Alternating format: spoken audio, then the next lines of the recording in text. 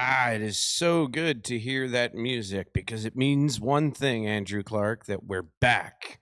We're back. The Gospel Gabfest is back. Last week was like kind of back, Yeah. but this is like really back, really happening, and it feels good. I have to say, It's very good. Yeah. like 3.5 years, I think, since the last official recording Really? of Wow. the Gospel Gabfest. That's Something like that. quite a hiatus. Yeah. Yeah, it was back when I didn't have gray hair. Nice. Now I have lots of it. Think of all that wisdom you're now adding. I know. I think that's what I tell myself every morning absolutely. in the mirror. Yeah. When I see a new gray hair, I say, "It's just more wisdom." More wisdom installed. It's like an iOS update for your mind. And you know, I mean, last week was like an abrupt on ramp. Yeah. Like, we knew we wanted to do something. I wasn't 100% sure it was going to like catalyze, you know, a return of this podcast. And so for those of you that don't know, this podcast at one point had like, you know, 1,000 subscribers. We had an offer from the local radio station to syndicate the show. We couldn't commit to that kind of schedule at the time. Yeah. And it was really just, you know, two idiots rambling about theology and culture. Yeah. And guess what? It's still just I was going to say nothing has changed. That's exactly what this is. So nothing has changed at all. Another day, I've got another negative COVID test. Congratulations. It's just like high school. Every test I take, I fail. There you go. Right. It's awful. Yeah. You get tested weekly too, right? Yeah, I do. I try to. Or you try to. Yeah. For the most part. For the most part, yeah. And were you getting tested in the area? For shout out to people listening. Yeah, for sure. Yeah, big ups to all the people who are working this stuff, because it's you know, it's stressful no matter what section of healthcare you're in, and it's even something like swabbing someone's nose can be very stressful. So I bounce around. I've been getting tests at One Medical. I'm a Kaiser member, so Kaiser as well. And then the other one I do is LHI. LHI.care is the website, and that's where pretty much anyone from the community can go and get a test there. So when the other ones, when Kaiser and One Medical are a little, you know, booked out, I'll just slip into LHI, and they've got a really great. What's great about LHI? It sounds like you're going to a massage party. I know, or these are like clubs or something like that. Like I'm like, what? Where are you going? Right. Is that a club? Where? Yeah, it's a club. You get exclusive. a COVID I'm test a member, at a club. So, yeah, right. It's like, I order an appletini and a COVID That's test. Right. Yeah. The great thing about the LHI is they have it so streamlined where you don't have to sit down or exchange anything with anyone. You just, really? Yeah, you're wait in line. You go and then you. Is it free? You get billed? Well, I don't know. You're like, I don't know. I haven't gotten a bill yet. I haven't gotten a bill for any of these. So I was just saying that to Juliana the other day. I'm like, who's paying for all these? So no, that's not true. I got some of the ones for Kaiser from my very first ones, and they were covered, at least for me. So I don't know. Yeah, it's crazy. Well, and that's the topic of the day is, you know, mitigation and or at least our first topic. Sure. And so for those that don't know, just a recap on kind of our format as we embark on a new season of the Gospel Gabfest is we tend to try and take a frontline headline issue and then something a little lighter for the soul. And try and do, you know, 1-2 punch. You know, something depressing and then something less depressing. That's right. Which is basically like when you and I preach. Pretty much. Something depressing, then something less depressing when it's your turn. Yeah, something like that. It's kind of exactly how it goes. So here's what I want to talk about to start with. You know, the vaccine is out. A number of vaccines are out. In fact, I think just this week they finally started making it available to people 65 and older, and not just frontline healthcare workers. Yeah, I know that was coming out soon here. Yeah, and I actually said something on Sunday that I got a lot of questions about, and I got asked to clarify after both gatherings, and that was that the next big fight is going to be vaccine related. That's what I think. Now, I'm not a prophet. But America hasn't shied away from a fight yet, especially one that revolves around disparity and equity. And my guess is so what we're already seeing is like, so if somebody says, I'm not getting the vaccine, then the people who say I am getting the vaccine are now villainizing the people who are not getting the vaccine, and the people who are not getting the vaccine are starting to villainize the people who are getting the vaccine, or at least some of them are. There's a small, I think there's a lot of people who are kind of okay with you saying, exercise your conscience accordingly. Sure. But what I want to kind of do is talk about like if you hear someone say, I'm not getting the vaccine, I think what you think is, oh, they're like a conspiracy theory person and they're afraid they're going to inject a tracker into you. Yeah. And they're going to know how many bowel movements you have each day. And I don't want the government to have that information. But there are actually moral objections that people have to think through for, do I get a vaccine? Do I not get a vaccine? That I think that we have forgotten about because we're in a rush to kind of stop COVID and get back to life. And all I want to do is talk about those things and ask the question like, hey, if you're a Christian and you're listening to this podcast, even if you're okay with the vaccine, are you okay just because you want to get back to life? Or have you thought through the moral implications that revolve around the vaccine and taking the vaccine? Because I think you can. I think where I'm going to get to at the end of this is I think you can take the vaccine. I think you should take the vaccine. Yeah. But I'm trying to get there by processing through my convictions about it and all of the moral implications. You know what I'm saying? Yeah, sure. Yeah. I think what's really... Did you have more to say on that? No, go ahead. This is a podcast where we interrupt each other. That's so great. It's Awesome. Perfect. That's something I want to grow in, is interrupting. Go. So Get right now. Do it. Something that's really remarkable about this vaccine, I think, that in certainly our lifetime, and I think for decades and decades, I don't know the dates, but most vaccines that we typically take these days there's like decades of research and decades of people receiving them. So it's I think in recent years, however you want to slice it, vaccines in general have become more of a discussion for various reasons, which I don't really want to touch that. But are you sure? Yeah, I'm positive. Okay, all right. It's just a question. Thanks for asking, though. All right. But so by and large, it's kind of been like, oh, you're this age, these are the vaccines you get. It's flu season, this is the vaccine you get, et cetera. Yeah. And now we have this worldwide pandemic, and we have this vaccine that showed up in this accelerated timeline. Right. Which makes some people nervous. Yeah, totally. And I do think there's, I am gonna arrive at the same conclusion you're going to arrive regarding the vaccine. I think you can, I think you should, but I know that other people don't.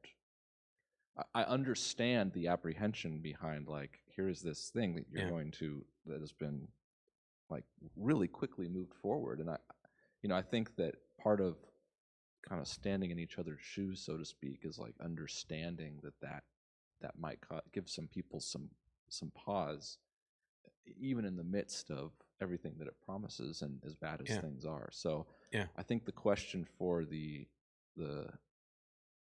Christian then is, how do we walk through that in a way that's good, that where we can come to our own convictions, and we can do the things we need to do to inform ourselves, but we can and not judge one another if someone else comes to a different... Well, I'm going to judge you. But I'm going to try not to condemn you. That's very good. Yeah. That's true. Okay, so what are the moral implications? So I have at least 4 that I've been thinking through. Okay. I don't know if you have more than 4, or the ones that you have or don't have are included in mine. So I'm gonna start with the first one. If you have any, throw them out. If not, I'll just keep moving through mine and let the discussion unfold. Let's move through yours and see what happens. Okay, all right. So the first one is does this vaccine, is it made using cells from aborted fetuses? Yeah. Right? So I don't think anybody is, not at least not in the everyday world, has even stopped to ask that question. And for a Christian, and Catholics in particularly, this is a really big question for them. Certainly. And I think we have kind of a responsibility to at least talk about it and ask it, because, to produce a bunch of today's vaccines, manufacturers have to use fetal cell lines that are obtained through abortions, particularly two from the 1960s, and that they've been cultured and stored and frozen, and they continue to be used to this day. So, here's some things that maybe people don't know. These aborted cells were used to develop vaccines for rubella, that's the R in MMR, right? Rabies, hepatitis A, chickenpox, shingles, and polio, but not the U.S. version of the polio vaccine. Interesting. So all of these kind of, and so I think what we've failed to remember is that there are these conscience issues, especially for Christians, that factor into this, that are different than just, did you make it too fast? Yeah, certainly. Does that make sense? Yeah.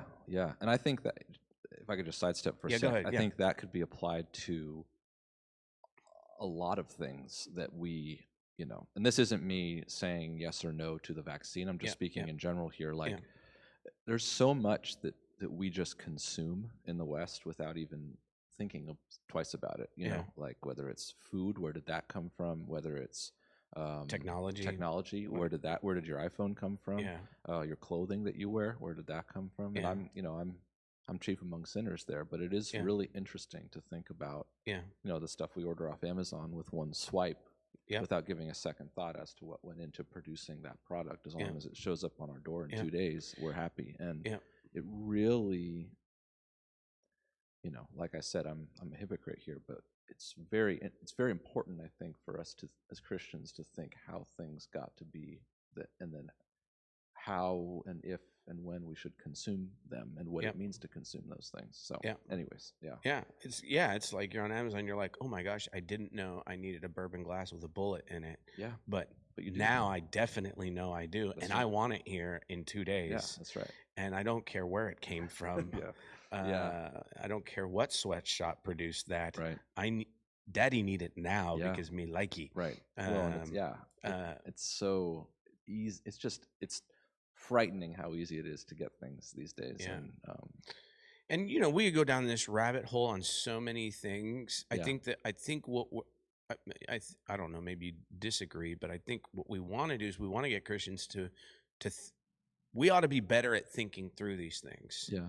Because you would almost not buy anything if it was really about, did it come from something or someone that did something immoral in an immoral place in an immoral way. You wouldn't buy anything.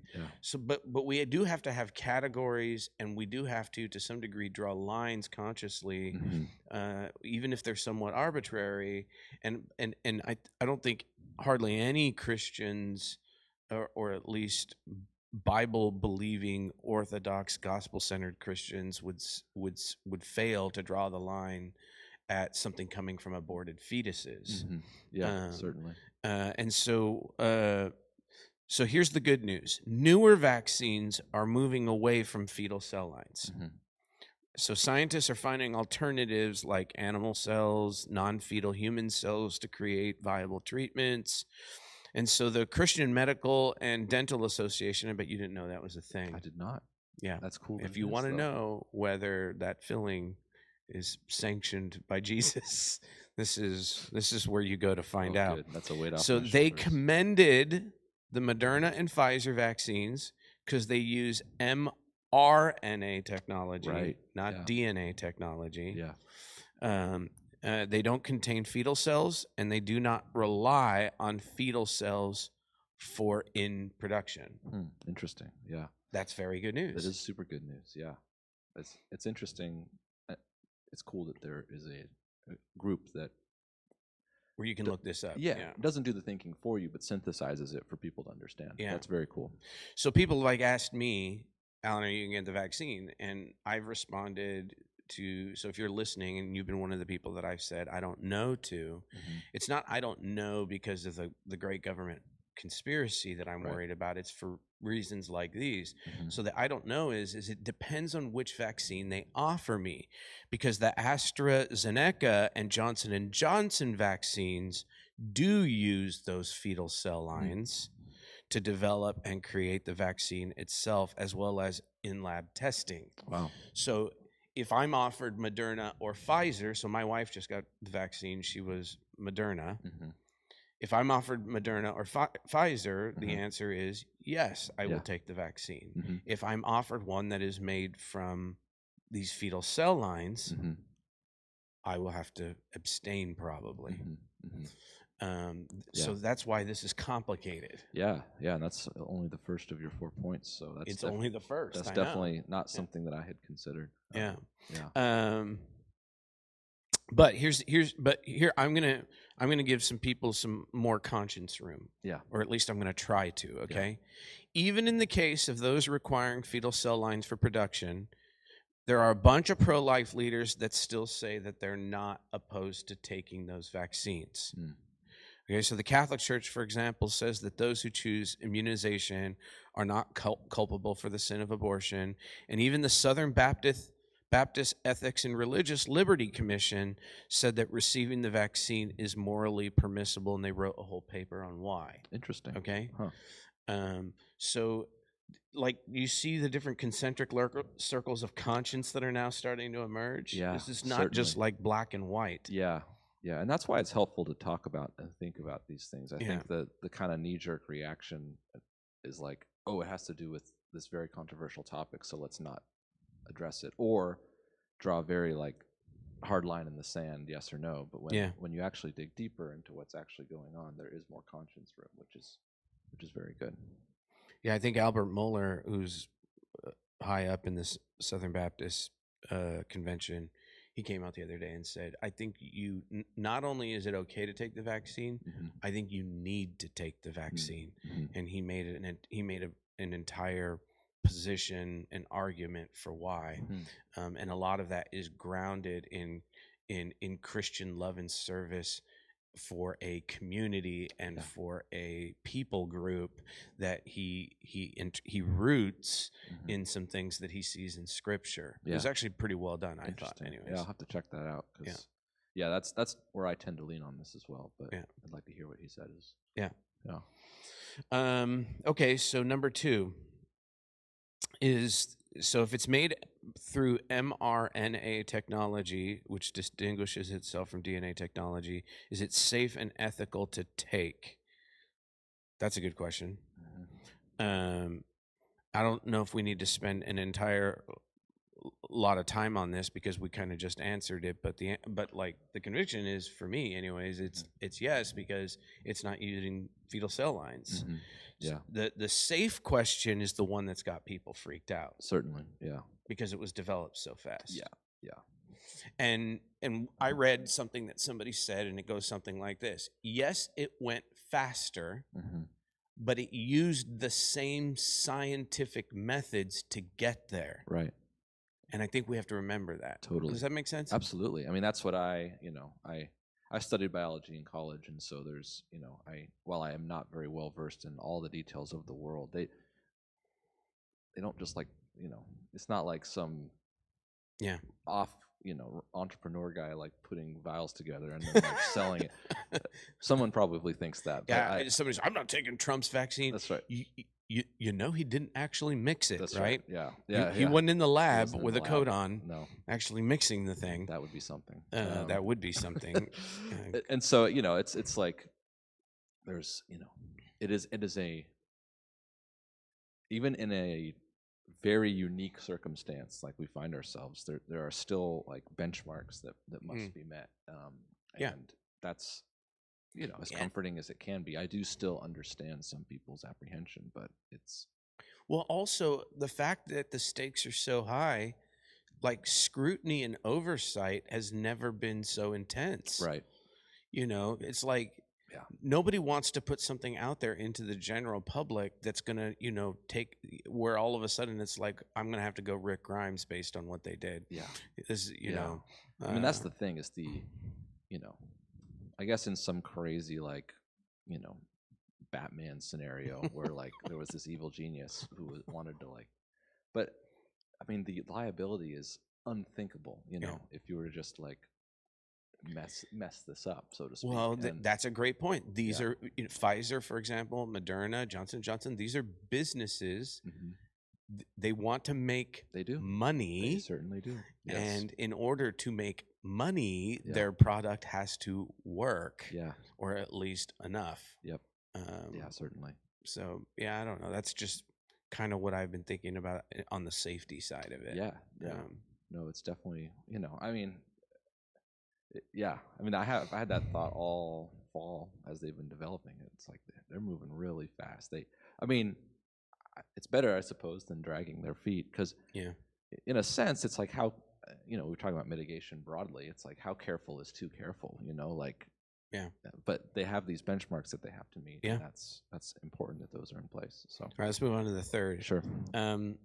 Do you have a Christian obligation to get this vaccine? Spicy. Yeah. The Center for Bioethics and Human Dignity, CBHD, which is housed at Trinity International University, suggests that in the future, any moral obligation might be similar to that of getting the annual flu vaccine. But the question is, like, right now, do we have a moral obligation to get a flu vaccine? So somebody, or the COVID vaccine. So somebody like Al Mohler, conservative, Bible teacher, he's within the Southern Baptist framework, says his position is you do. You have a moral obligation to do this. What do you think? I personally agree with that. You do or don't? I do. You do agree with that? Okay. I would be interesting to hear his reasoning, but for me, it's similar at this point. It's very different in terms of how invasive it is to you as someone who is taking this on, but like, it's sort of how I feel about mask wearing as well. It's less about protecting yourself and more about protecting the people around you, especially the more vulnerable. And so I would be interested to hear his reasoning, but to follow that's sort of where I land as well in terms of taking it. Now, then the second question becomes, when I look at my brothers and sisters and as a pastor, like, how much do you bind people's conscience on that? Yeah. Let me read a quote from him, and then you can tell me what you think. Yeah. There are third parties who cannot take the vaccine or do not yet have access to it that could still be infected by those who refuse to take it. The general principle of the common good comes down to benevolence, love, and care for others, laying down personal priorities in service to others. Christian thinking about the issue of the vaccine must weigh this key biblical principle as part of their thinking. To not do so would be an egregious sin. Wow. Yeah. Wow. Yeah. He's not pulling any punches. Yeah. And when he's not saying he's not saying if you don't get the vaccine, that's the egregious sin. I think what he's saying is to not take the thinking process into account of love and service to your neighbors. In other words, whatever decision you come to, it ultimately has to kind of be rooted more in self-sacrifice than self-preservation to kind of get back to what I've been preaching on. That did pass through my mind as I was saying my answer, is that there is this is a self-sacrifice sort of thing, I think, for some people. For me personally, I'm not worried about it for myself, but I understand that for others there is concern. And so now what Mohler does say is he does oppose efforts by the government or others to coerce people or obligate people by law to get the vaccine. So he's making these two different distinctions. He thinks Christians have a moral obligation to, but not a legal one. And to do so, that would be going to an overreach of the government or whatever. Because they don't do that with other vaccines as well. Even if certain people may disagree with people's convictions on that. There's that freedom there. So I agree with the legal conclusion he makes. I just don't know, man. I don't know if I'm settled on the place that you have a moral obligation to do it yet. I'm not. I don't actually know where I land on that point yet, which is why I brought it up today. Yeah, I kind of wanted to flesh it out a little. Yeah. You know, I understand the kind of the moral imperative to to serve and love your neighbor, but I think there are things that people can do to serve and love their neighbor on this issue if they chose to do so in lieu of the vaccine. What I don't think you can do is, say I'm not taking the vaccine and I'm not doing any mitigation. I was literally just thinking that exact thing. Yeah. I think that is a selfish position to take. I think that's pretty irresponsible. Yeah. But presumably someone could say, I will not, I have decided, my family has decided not to take the vaccine. However, we're going to continue, a good amount of social distancing, whatever, until this thing has moved itself mostly out of the prevailing community. Yeah. Which they, I think a cost to that might be that they would have to do that presumably longer than someone else who got the vaccine. But this is like far off. Like I just read, like at first they thought you would have to vaccinate 70% of the population to get the immunity that you needed to kind of move back to normal life. Yeah. But now I'm reading that they think it's like closer to 90% of the population in order for it to work the way you want it to work. Yeah. That's going to be a while. Yeah.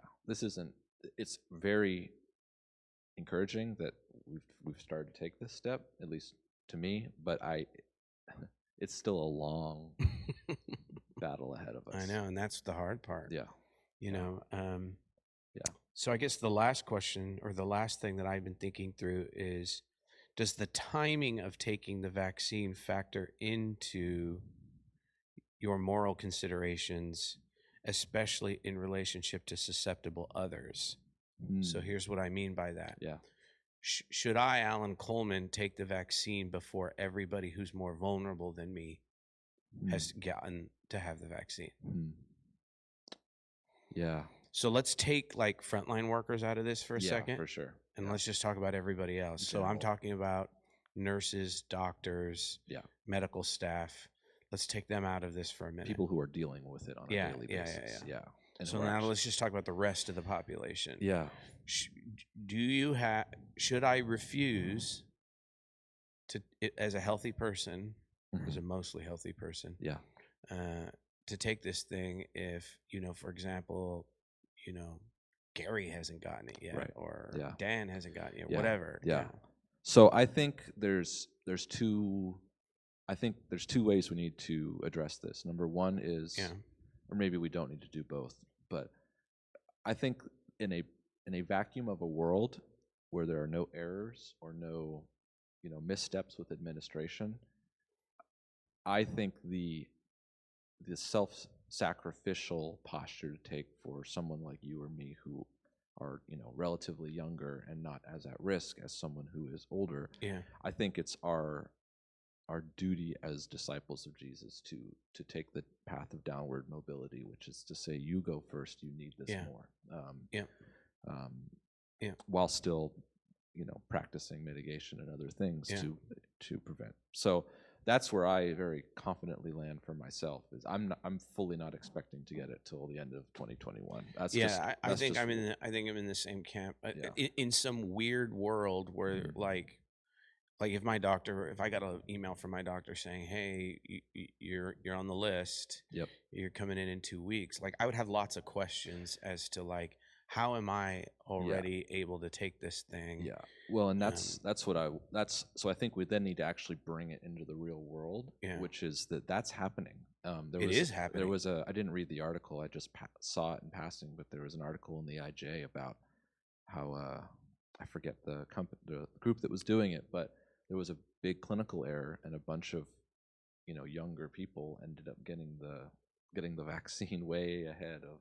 That's not right. And so it's not necessarily their fault, especially if they're not Christians. Yeah. And they don't have any kind of compass to think through this thing. Yeah, exactly. But it's in the same time, it's objectively probably morally wrong. Well, it's I know people that this has happened to, and it's and some people it wasn't like they were like, sweet, it's I'm going to take advantage of this. It was like, okay, I based on my situation, I must be next in line, so I'm going to step forward. And it wasn't like a stepping over someone else. Yeah, and this is why we're having this conversation right now, because my guess is that there's going to be some people that maybe have already gotten it, and if they had the opportunity to think through it, because we're all kind of just like trusting the government to like parse this out, right? But the government's just another fallen entity, that is on an imperfect side of heaven.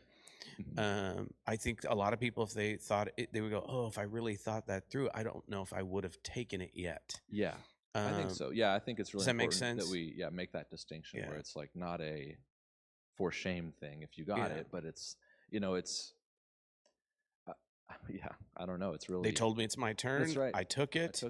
The opportunity, but I didn't. And then in hindsight, now that I'm thinking through these things, maybe I would have thought about that differently and asked a lot more questions. Yeah. But the tricky part is, I think, is I don't know how it works, but I'm not sure it works like, okay, you said no, so let me take this dose and give it to someone who's in their 90s. Yeah, you can't control that part. That I understand, but I don't know. I think I do have some moral responsibility to look out and say, okay, is this generally starting to be available? Has it generally been made available to these people who clearly need it more than me? And if it hasn't, and I'm already starting to be offered it, then I don't think I should contribute to that process. Yeah, I think we're now at a point. I think this thing's only been rolling out for less than a month now, and so I think lots of mistakes. Exactly. Lots of mistakes, lots of grace, I think, for people, and but I also think now is a good time for us to start asking those, or at least thinking through those sorts of things, and asking those questions. It's not like a bunch of millennials are standing in front of Kaiser like at a Bon Jovi concert going, "Throw it to me, exactly, throw it to me." No, it's just that's not how it's working. I think people are like, okay, I got them. There's two things this week that I saw that were really interesting about all this, and I was in line at LHI to get my to get your Appletini. At the club, LHI. And this older gentleman drove up, sort of like panicked, and he like was yelling out his car window to the employees there, and they're like, "Is this where I can get a vaccine?" I'm like, "No, sorry, it's just testing here." And he was like visibly frustrated, and they shared some words and had a conversation, and he drove off, and it was like, man, like what a snapshot of just like the panic people are feeling about for this. Some people, and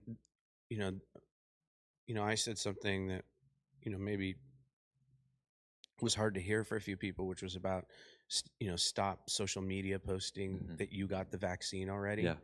And I'm not trying to shame you. I'm not trying to like say that I'm sure you posted it with good intent because you want to show we're turning a corner or whatever. Right. But like there are people in the world out there like that that literally are like feeling like, how does that healthy person, no matter what their job is, get to have it before me?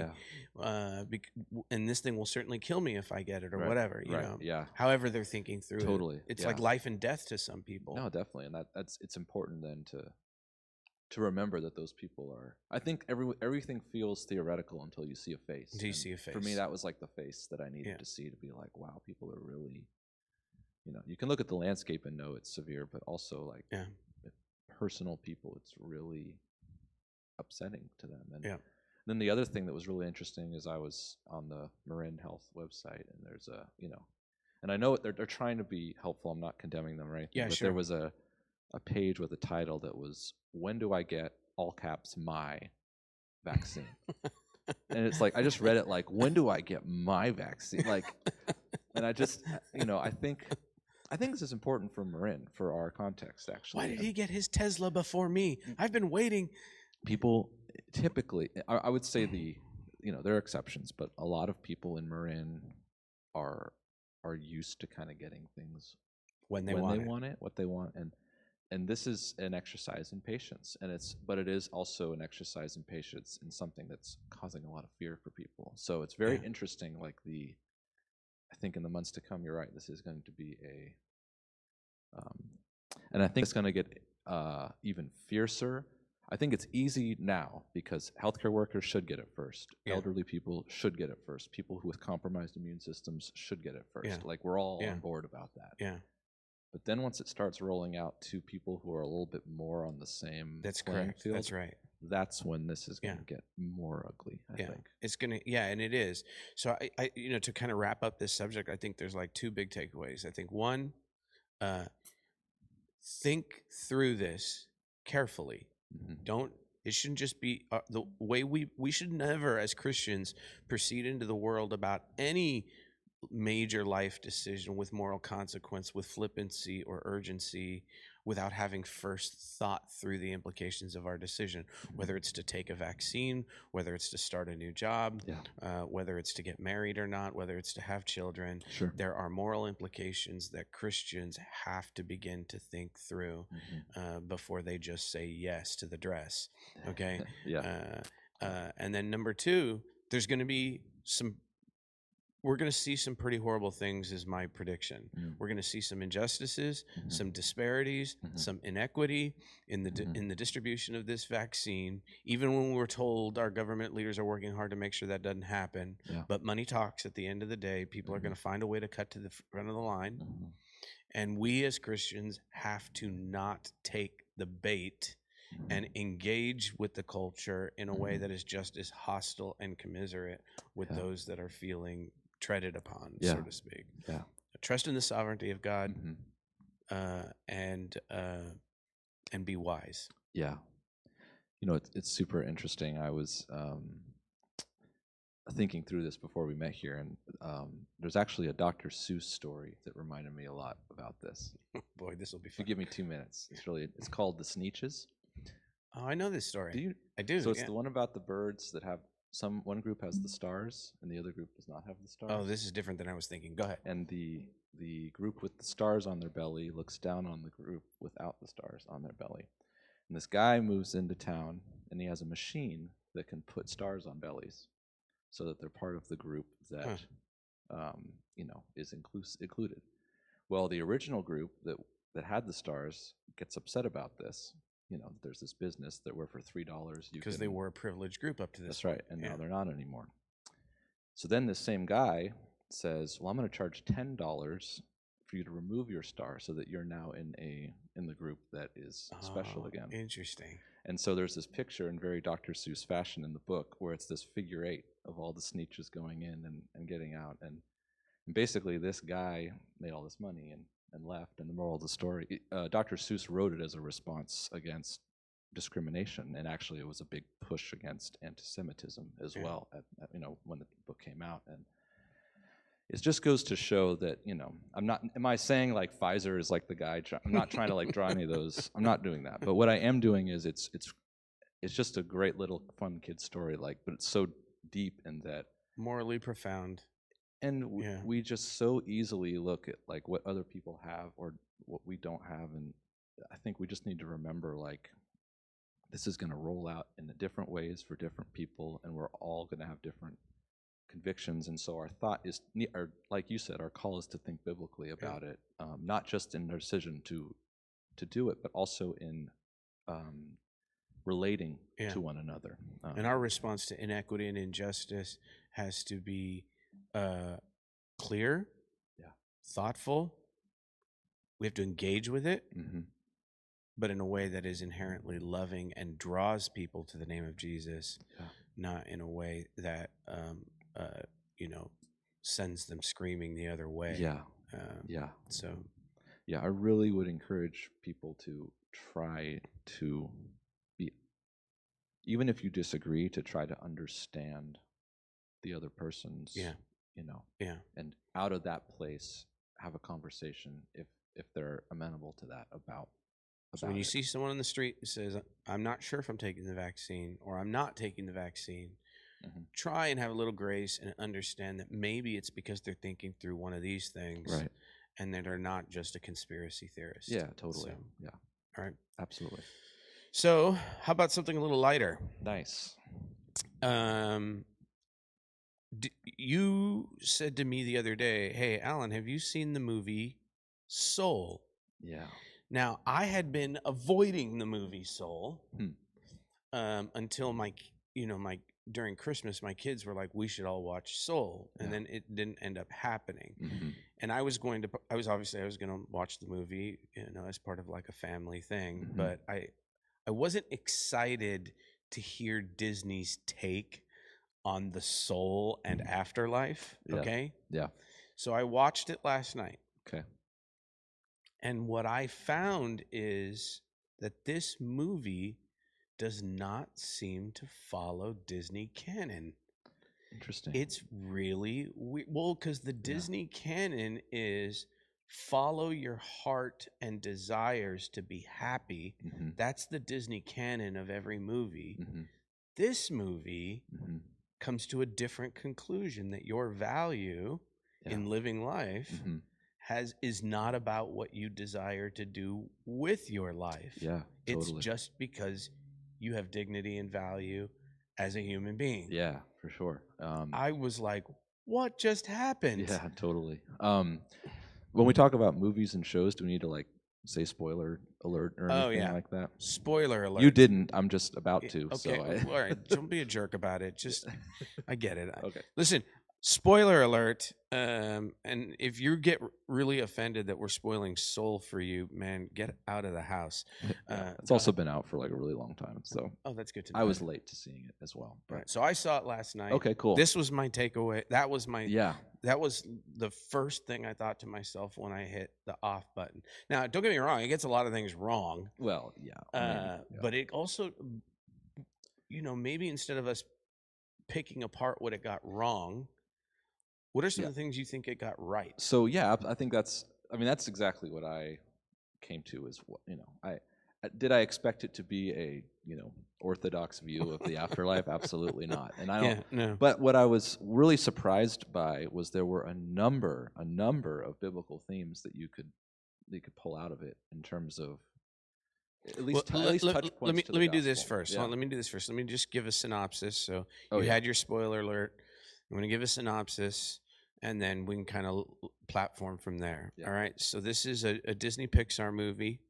And Soul tells the story of Joe Gardner, who is the voice actor is Jamie Foxx, who's a black middle school band teacher who wants to be a jazz pianist. Right. Okay. And so then an accident puts him into a near-death holding pattern, or like basically a coma, I think. Yeah. And so we're taken on this journey with his soul as he explores life and death. Where do souls go? They call it the great beyond. Where do souls come from? They call it the great before. And so this not yet born soul named 22, who's the voice actor is Tina Fey, is kind of avoiding life embodied on earth, meaning it doesn't want to have a body and go to earth. And so joins Joe in this story. And so they begin from these two different starting points. Yeah. Joe doesn't want to die, and 22 doesn't want to live. Right.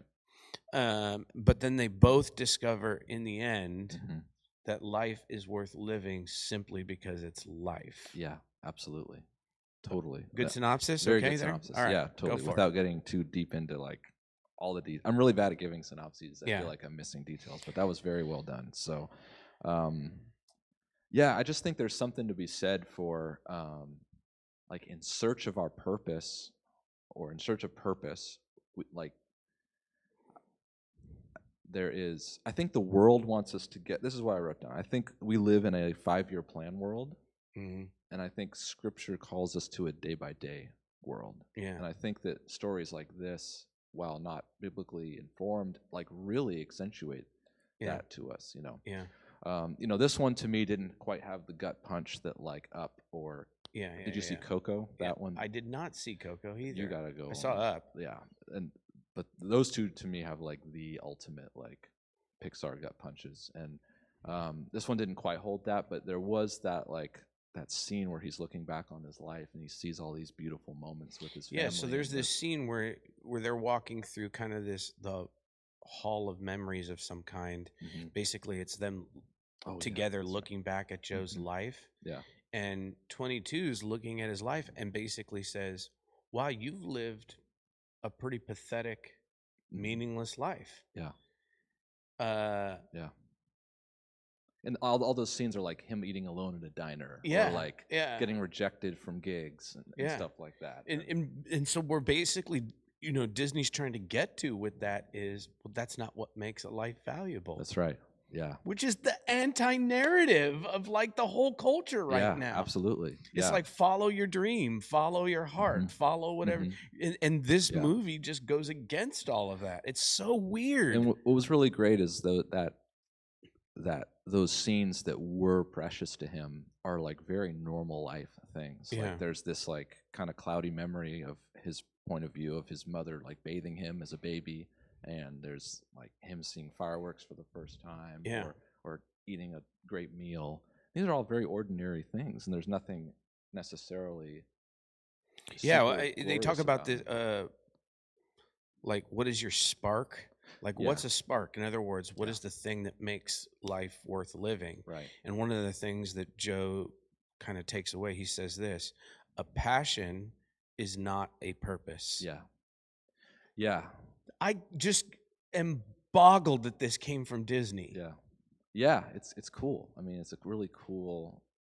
I thought it was a very clever way to kind of like, broach the topic, but it is very different from a lot of their. Yeah, every other Disney movie tells me to find my purpose by looking within. That's self-discovery. Or chasing my dream. That's self-actualization. Yeah. That's every Disney movie. Every single one of them. Not this one. Yeah. And I was like, wow, that was really refreshing for a change. In other words, it doesn't have to be your best life now to be beautiful or worth living. Yeah, that was the big thing for me, was like, and then there was all the pressure that Joe had from sources outside of him to like make something of his life as well. Like, the mother character for a long time, who was voiced by the mom in the Cosby Show, which is really cool. I forget her name. I apologize, but and like there were all these. That was another great theme of this movie, was like all the lies and the voices that tell you like that your life is not worth living, or that you are invaluable.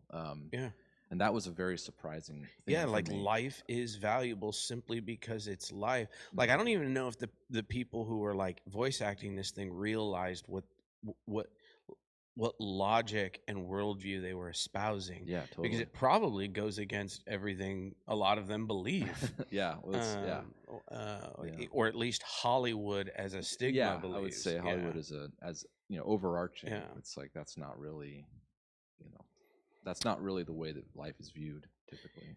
I thought another real interesting scene was okay, so there's one of these realms that Joe's explores in the movie, and there's this place where they come into like this valley. Yeah. And in this valley, it's where like they call them lost souls are wandering. Yeah, good. I was going to. And the idea here is that these are people on earth who are living life, but they've turned their passion into obsession. Yeah. So like there's this guy wandering as a lost soul, like with a metal detector, because he's consumed by trying to, find treasure and money and whatever. Yeah. And Christians have had a language for this for a long time, which is when we turn good things into God things, or passions into idols, then we become disconnected from life. In fact, they even used that language. Right. That these are the people who became disconnected from life because they let their passions become obsessions. Yeah. And I was like, what is happening right now? I'm just so boggled by this movie. Well, and it was a very, I was surprised by how like dark and scary that scene was. Like, and how Well, because death and stuff like that has been in the background for most Disney movies, and with Coco and now this one, they're starting to like deal with it in the foreground for the first time. Totally. That's also rare for Disney. Yeah, for sure. As like a, loss is real, and like loss of life, not just in terms of death, but loss of life in terms of obsession. Yeah. And, losing all of your life around you is a death also, and it is symbolic by these like lost souls like wandering this barren landscape, like repeating these mantras to themselves, like I gotta find the treasure, or like the day trader guy, like it's like make a trade. It was very dark and very sad, and I kind of commend them for like even touching on something as I'm like you. When I ended this movie, I didn't walk away like feeling like the storytelling wasn't satisfying for me the way other Disney movies have been. I would agree with that. Yeah.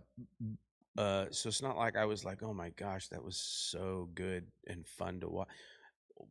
What makes this movie enjoyable is its primary worldview that life is meaningful, purposeful, and enjoyable simply because life is valuable. Yeah.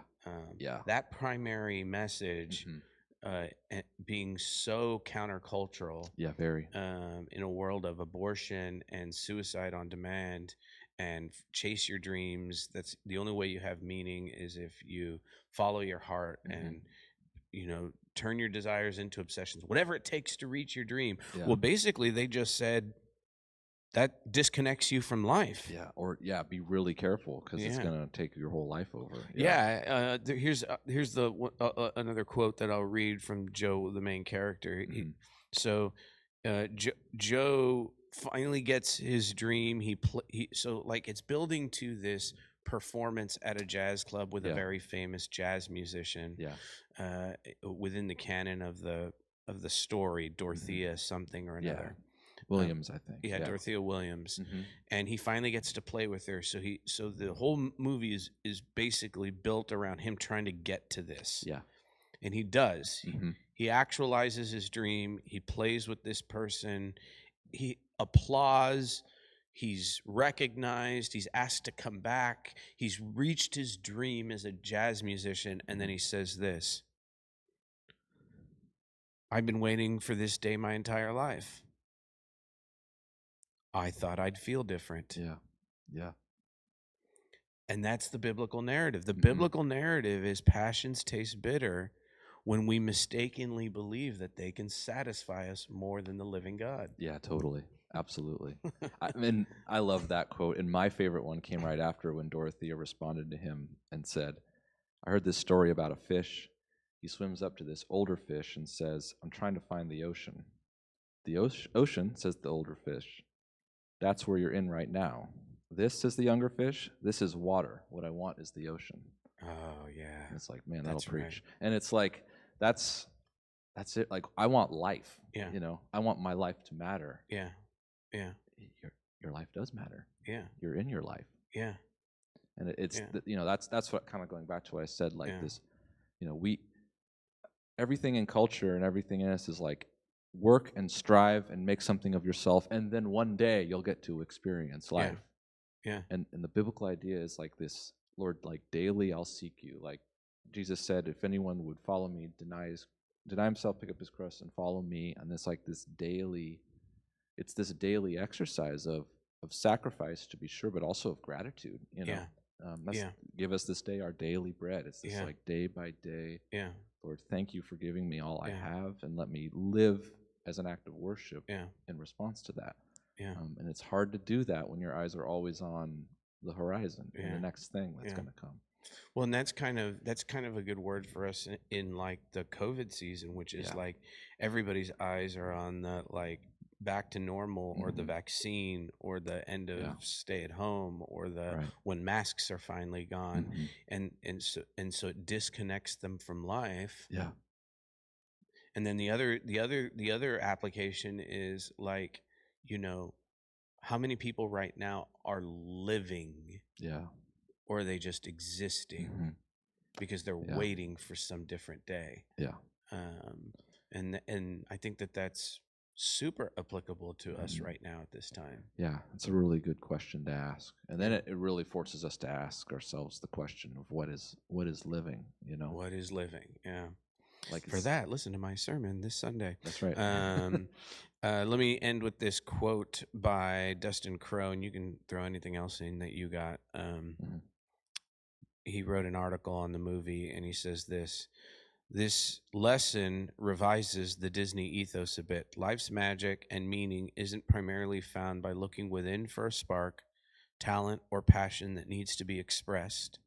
Instead, maybe it's found by looking around us at the beauty of the world we've been given, and then looking up with awe and gratitude at the one who gave it to us. Dang. Yeah, that's mic drop there. I can't add anything else to that. That's awesome. All right. Well, let's call it a show. It's good to see you. I'm glad we're back. Me too. And, good to be back. We'll be back again with another episode next week. Thanks, everybody. Thanks, all. And good day. See ya.